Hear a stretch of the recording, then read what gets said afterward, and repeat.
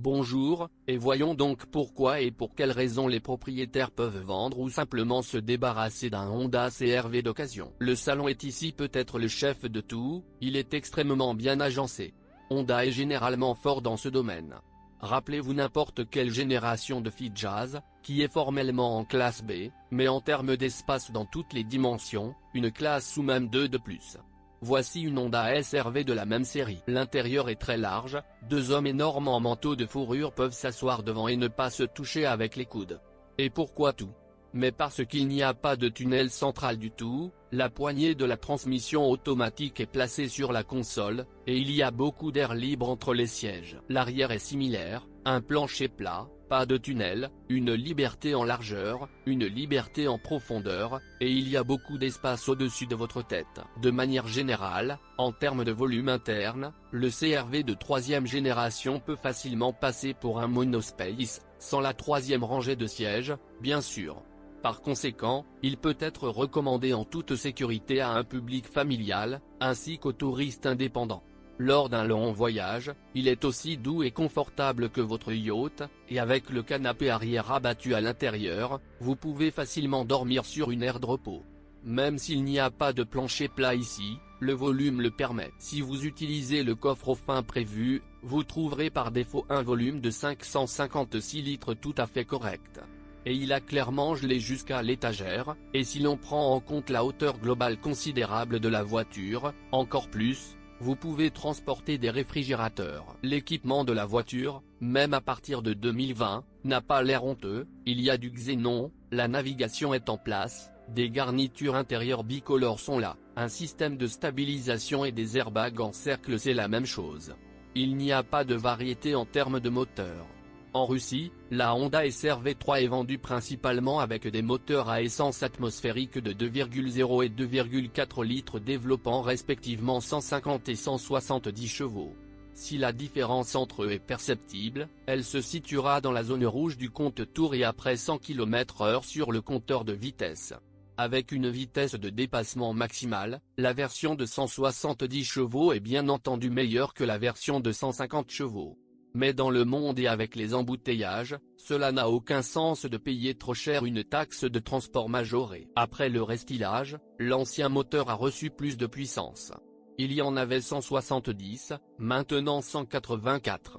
Encore une fois, hormis les chiffres sur la facture, cela n'a pas vraiment d'impact sur la taxe de transport. Il existe également des versions diesel dans la nature, 140 chevaux, 2,2 litres, mais elles n'ont pas été officiellement fournies à la Russie. Si de tels CR-V se retrouvent sur le marché secondaire, c'est par hasard et parfois. À l'heure actuelle, par exemple, il n'y a pas une seule offre de vente, il n'y a donc rien à dire. Ne parlez pas non plus de mécanique. Théoriquement, de telles machines existent sur le marché, en pratique, cela ne représente que 15% du nombre total d'offres. Fondamentalement, une transmission automatique à 5 vitesses.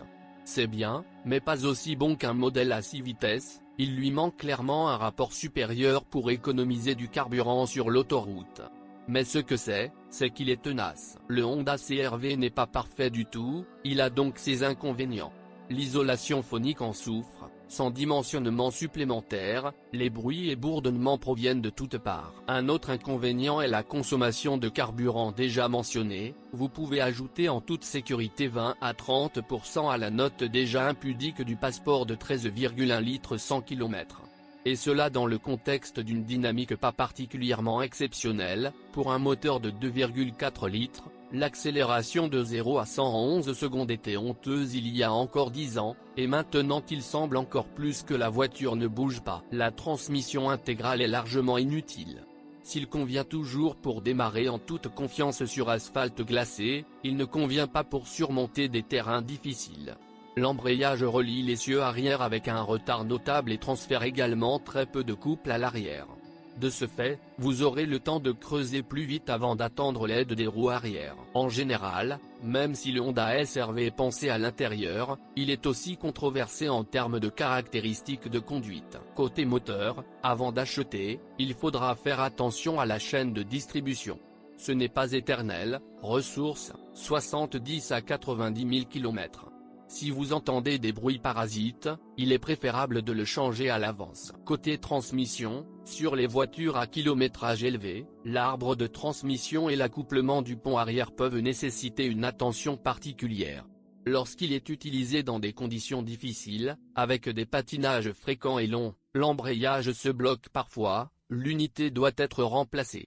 Quant au cardan, ses traverses s'usent fortement avec le temps. La crémaillère de direction parcourt 80 à 120 000 km, les amortisseurs, 100 à 150 000 km, les élastiques, les mêmes. Il est peu probable que les blocs silencieux des leviers avant et arrière nécessitent un remplacement avant 150 000 km. Il ne faut pas s'attendre à beaucoup de corrosion, seulement si, du coup, on ne regarde plus les copies des premières années de production, il y a eu des éruptions sur la 5e porte.